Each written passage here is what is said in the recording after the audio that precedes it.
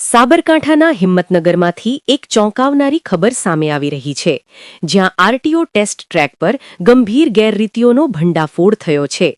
માહિતી મુજબ લાયસન્સ માટે લેવાતી ડ્રાઇવિંગ ટેસ્ટ દરમિયાન જ જવાબદાર ઇન્સ્પેક્ટર પોતાની ફરજ પ્રત્યે બેદરકાર જોવા મળ્યા હતા. કેમેરામાં કેદ થયેલા દ્રશ્યોમાં ઇન્સ્પેક્ટર બાજુમાં આરામ કરતા દેખાઈ રહ્યા છે, જ્યારે ટેસ્ટ લેવાની કામગીરી કોઈ અજાણ્યો વ્યક્તિ કરી રહ્યો હોવાનો આરોપ છે.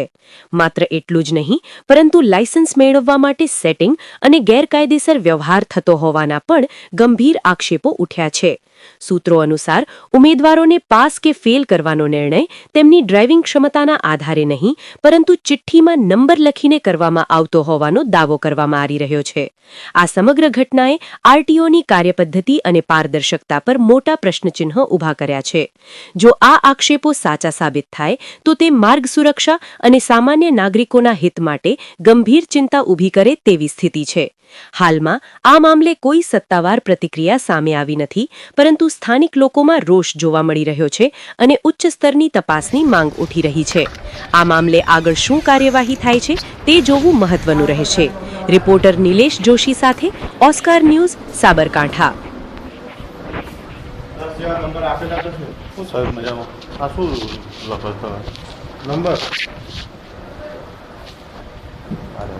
નંબર છે દાદા, કેટલી એક્ઝામ થઈ એવું છે એમ ને. બરાબર. તમારે શું કામ છે?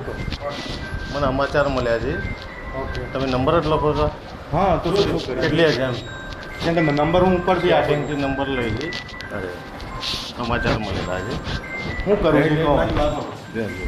કરવું છે હું એક વખત કોઈ નહીં, ન્યૂઝ બનાવવાના, બીજું કોઈ કરવું.